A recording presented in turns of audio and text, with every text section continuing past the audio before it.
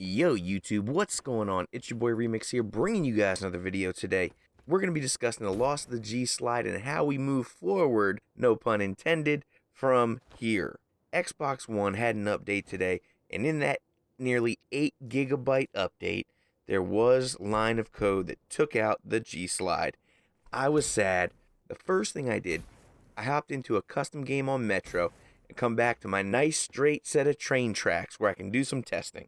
The control here was how fast I could run from one end to the other. We also used it for in our movement speed video, and I think this made it very easy for me to calculate and quantify how efficient each one of these methods of traveling are.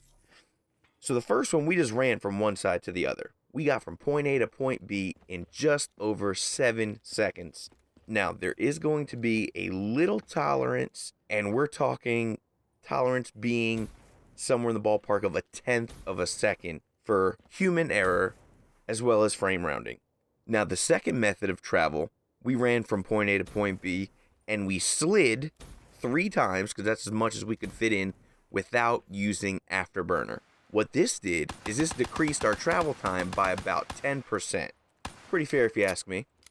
In our next attempt, we ran with Afterburner and we were able to squeeze in a 4th slide. The numbers show with the additional slide, thanks to Afterburner, saved us an additional 6%. Our total time is about 16% shorter. Then I got a little funky with it, and what I did was I put 4 slides in with Afterburner, but right at the end of each one of my slides, I would jump in the air and continue running. However inconsistent, because this is a very tough skill to master, I did finish the run a bit quicker multiple times while incorporating this tactic. The key here is to let the slide nearly finish so you don't come to a stop on your hind side, so that you pop up just at the last minute and you can get sprinting just that much quicker. Now, I mentioned that it was inconsistent. I will say that there were times that I did this and it was significantly slower than having just Afterburner. There were also a couple times where it was slower than if I was running and sliding without Afterburner. It's a technique that relies heavily on the timing. It's very hard to get it right. If you can get it right, it can work out in your favor. However, the total time it took me to run from point A to point B was 18% quicker than our control, running with no slides. To be fair, I don't think you're gaining enough there to risk messing it up and actually going slower.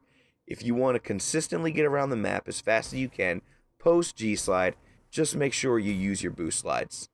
I hope this helped you guys out. It's time for me to get out of here. You know the drill. If you like it, like it. If you love it, subscribe. If you've got something to say, let me know in the comments below. As always, this has been your boy Remix. Peace out.